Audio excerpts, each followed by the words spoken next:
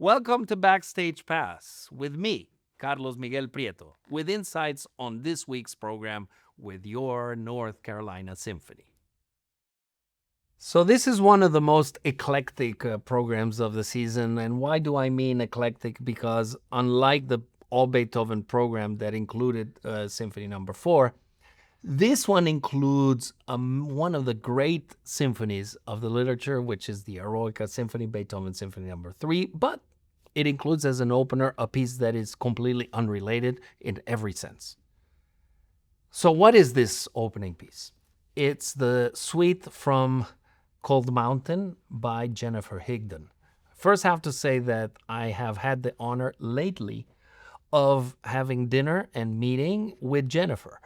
And I adored meeting her. And why is that? Because I've adored conducting her work. So when you do a piece of a composer that's alive, you kind of imagine that person to be difficult to meet. And she was the opposite. She came to a concert here in Raleigh, and then we were invited to have dinner, and I was completely, you know how some people are starstruck when they meet a movie star of their dreams. Well, that was kind of my situation with Jennifer, and I was very, very moved by her presence and by her personality.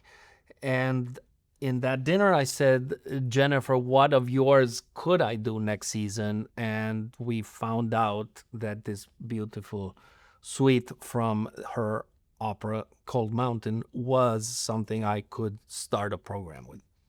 So that sometimes programs come from situations like a dinner or an idea.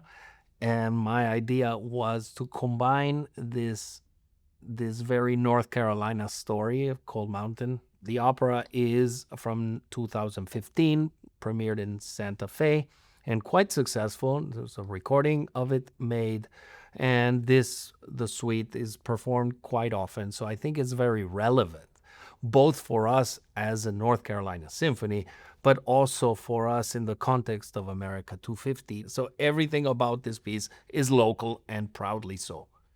Immediately after, we will play one of the great cello concertos of the literature.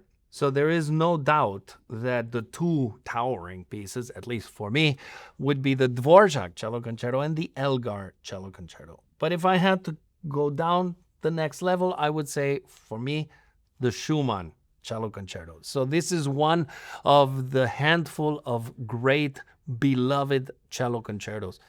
Very much part of the Romantic period. Both Schumann, Robert Schumann, and Johannes Brahms were very ingrained in this 19th century way of writing music. And this concerto is a beautiful example of what we call a romantic cello concerto. It makes the cello sing in a way that is very, very unique. Again, in order to appreciate all of this, you need to know zero about the music. But it is one of these pieces that will draw you into a world of beauty from the opening, whether you know it or not. I would say that the Schumann Cello Concerto does not need to be known in order to please.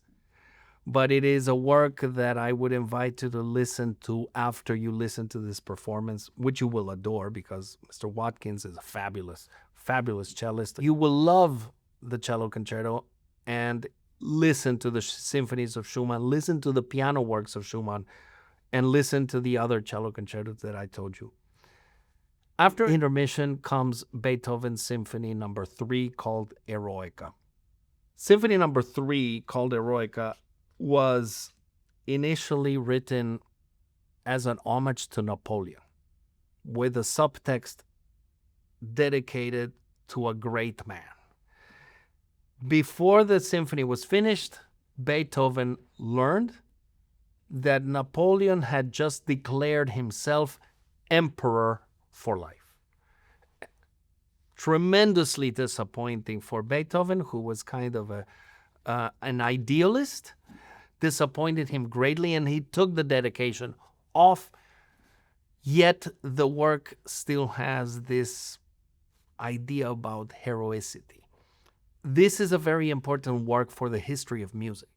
It is the first symphony that goes beyond 35 minutes. It is the first symphony where the first movement is 20 something minutes long. It is the first symphony where the slow movement is a funeral march, which is a very, very moving one. In short, it is the first of many. For many people, it inaugurates the new century. It is the first great romantic symphony. It's a great work of genius and of individuality. The list of people who were influenced by this piece is long. There is no composer after Beethoven that doesn't know and admire this piece or incredibly moved by its power. Now, another unusual thing is the last movement is a set of variations. And these variations are each one just a stroke of genius. So what am I saying? Beethoven takes the symphony into a new realm, which will open completely new chapters. So it's like a writer, okay? A writer who is used to writing in chapters, used to writing in stories, and suddenly someone found out that you don't need chapters. You probably don't even need sentences in order to write a novel. And by doing that, inaugurates a new style. This is what Beethoven did with Eroica. This is something that's interesting for the history of music, for the history of art, but you don't need to know anything to appreciate this, because this is a piece that will wow you. If you like this symphony, listen to the symphonies before it. So there's only two of Beethoven, 1 and 2.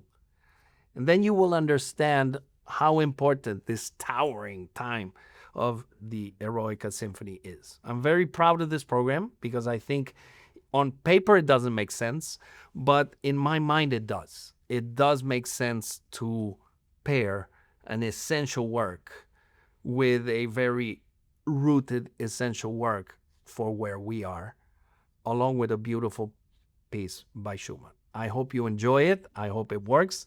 One never knows. Every program is an experiment. I have a feeling this one will, and that you will enjoy it. Thanks for joining us for Backstage Pass. For information on more concerts, visit ncsymphony.org.